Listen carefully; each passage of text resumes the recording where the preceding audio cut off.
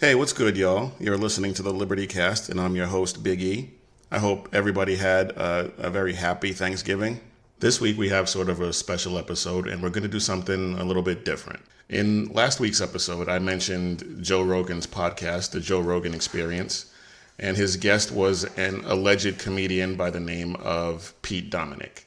And I touched on the part of their discussion that ventured into gun control. So this week, I'm going to break down most of that segment and debunk some of the most ridiculous things that came out of Pete Dominick's face during that episode. Joe Rogan said some pretty dumb stuff too, but he came off a lot more reasonable than Pete Dominick did. And it was just, well, stick around and listen for yourself.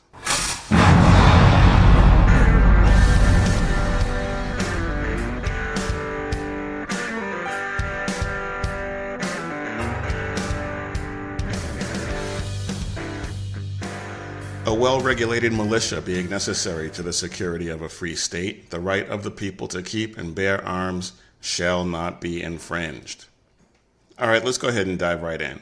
I am going to have a link to the entire segment of the Joe Rogan Experience that we're breaking down here today up on the website so that you can actually take a look and listen to what they said and see if anything I've mentioned in this podcast is taking anything out of context or misinterpreting anything he said.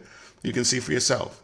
In this breakdown, I'm going to go in order of the points that he made. I'm not going to hit everything, but what I will do is give you enough of an idea of just how ridiculous this guy Pete Dominick actually sounds.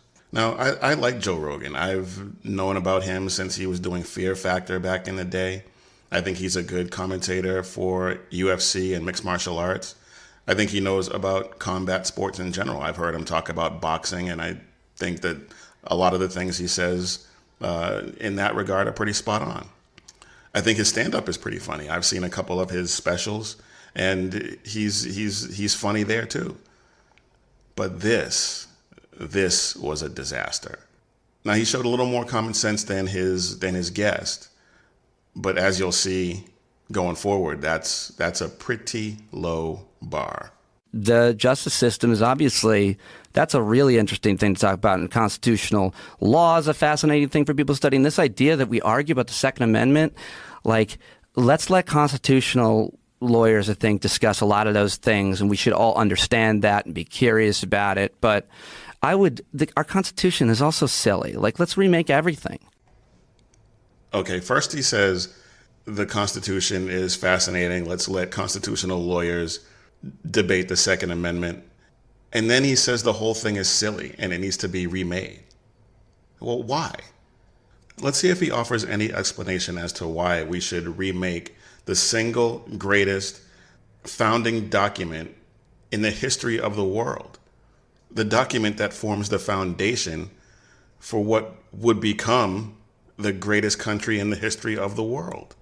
Just ridiculous. Most fucked up part about the messiness of the gun thing is that even if you made guns illegal, even if you said you can't have any bullets, you'll all go to jail. There's so many guns. You're not getting them all. It's not possible. There's more guns than there are people, which means there's more than 30 million guns there are in this country alone. It's absolutely the most important point in the discussion. That's a nutty number, man. Joe says that the most effed up part of the messiness of the gun discussion is how many guns there are. And Pete Dominick chimed in and said that it's the most important part of the discussion. Erroneous! Erroneous! Erroneous on both counts. Erroneous indeed. The most effed up part is that the discussion is even taking place. This is a fundamental constitutional right. And we're going to get into why. We're going to get into some details and some deeper points beyond that. But at the foundation, that's what it is. It's a right. And the Second Amendment just recognizes and codifies that right.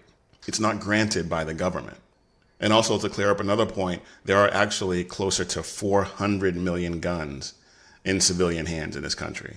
Damn! let's have that conversation. There's so much better that we can do. Have a serious conversation about what kind of guns and bullets people can have. Not that they can have them or that they can't have. Like, that's the conversation. That's where we should be right now. Everything gets regulated. Everything. There are trade-offs in healthcare. There are trade-offs in everything. But Americans now are so divided. They want everything that they want. That compromise is something that we don't do as Americans, much less in government. That's preposterous. I've said this before, but whenever the left says that they want to have a conversation, what they really mean is that they want conservatives to capitulate. They want the people who disagree with them to give in. But he wants to have a conversation about what kinds of guns and bullets people can have, and then he immediately reverses field and contradicts himself and says not that they can or can't have them. It's like, it just shows a serious lack of understanding of the subject, which is pretty much par for the course. Whenever leftists start talking about guns and the Second Amendment, they have no idea what they're talking about, ever. And then he says where we should be as a country is that everything gets regulated. That is classic leftist thinking. Americans are too stupid to figure out how to live our lives, and we need the government's intervention to make these decisions for us. I will say, though, that the point he brings up about compromise is actually legit, because the left has been all in trying to push their entire agenda: firearms, Green New Deal, higher taxes, abortion, everything. They've been all in on pushing that. And then when conservatives push back, we get labeled as every ist and phobe and istophobic phobophobe, if I may borrow a phrase from the great Dan Bongino, that they can come up with.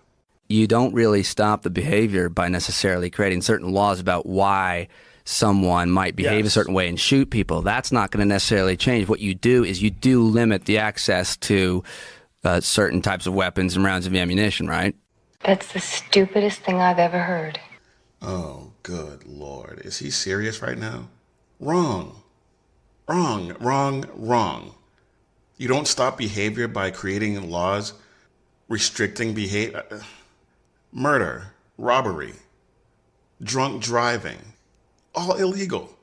All of those laws restrict behavior. So should we take those laws off the books? Well, of course not. But to hear Pete tell it, we should have that conversation. And drugs are illegal, narcotics. Those laws are designed to limit access. Yet we have record numbers of people addicted to and dying from opioid overdoses. But limiting access, according to Pete, is supposed to stop that. The real question is, why would someone do that, right? That's the number one question. Like limiting, it's a harder question. It's a harder question to answer. The easier question to answer is make them less accessible. Yes, if to you people who have make them problems less that we can't figure out or solve.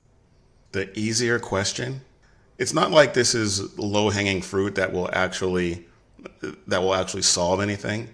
It's always easy to just ban things, but that does not get to the core issue.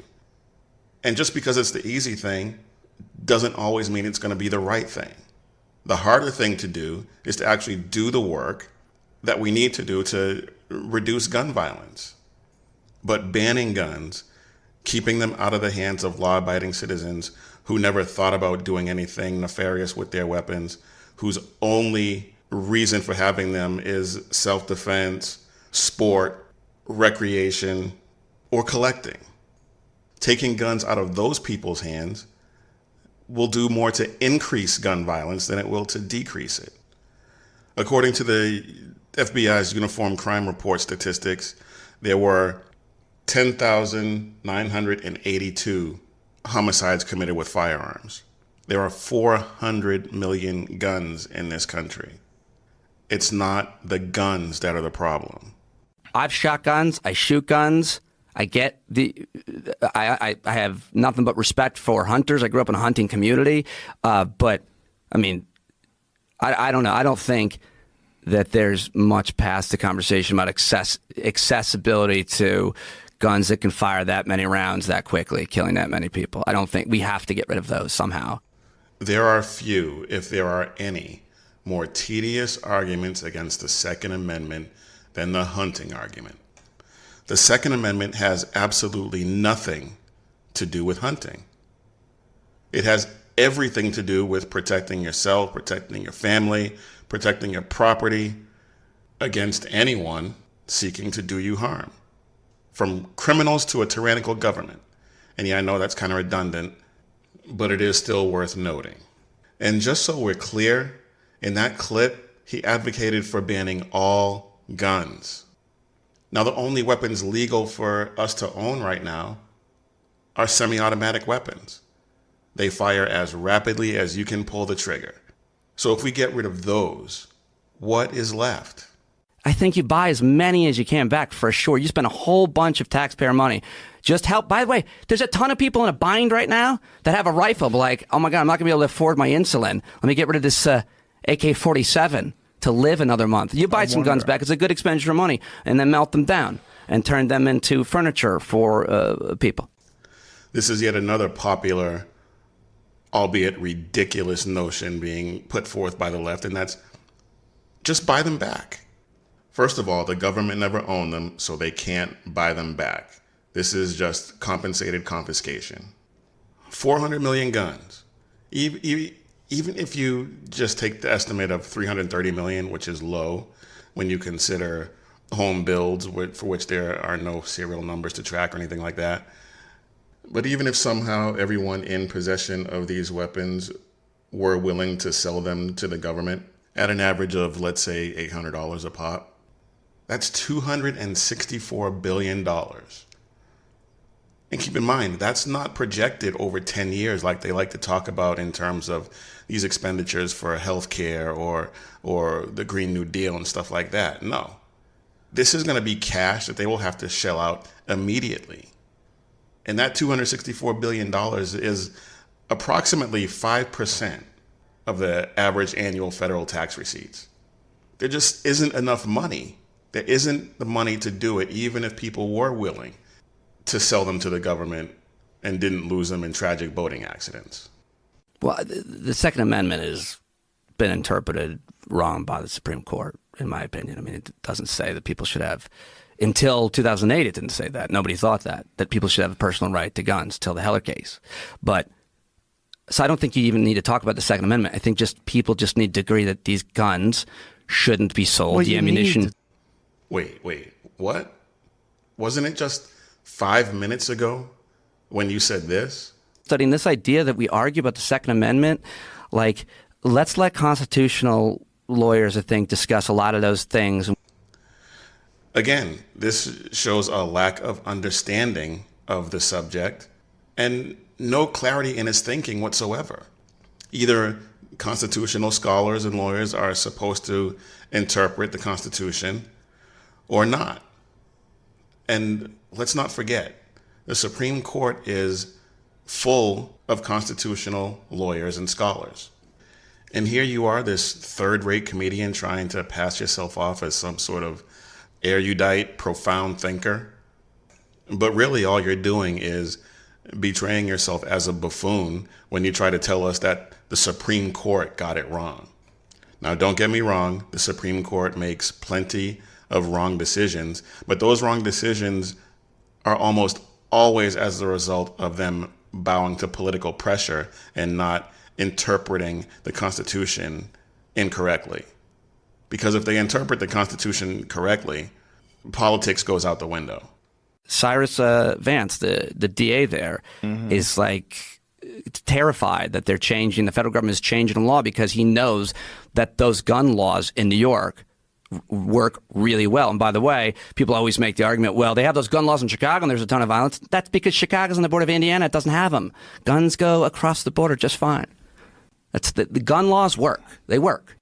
This is another tiresome argument in the long list of tiresome arguments that the left loves to make. Gun laws do not work.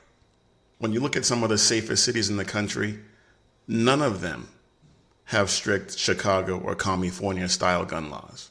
And how ridiculous is it to suggest that Chicago has the gun violence it has because of the lax laws in Indiana?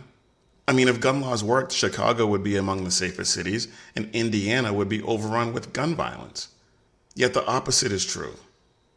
It's one of the dumbest arguments I've ever heard. And coming from the left, that is a really high bar. What is the Second Amendment exactly as it's written? Can you? The right to bear arms shall not be infringed. So how do you think that the Supreme Court misinterpreted that? That in the 2008 Heller case, everybody should just, I would plug the work of Eric Siegel, who's A well-regulated militia being necessary to the security of a free state. Comma. The right of the people to keep and bear arms shall not be infringed. Yeah, those commas get argued by I know. constitutional scholars. for days. Yeah, but days the on Supreme time. Court didn't decide until 2008 that Americans had a right to have their own weapon. Joe actually asks Pete a good question here, but he never actually answers it.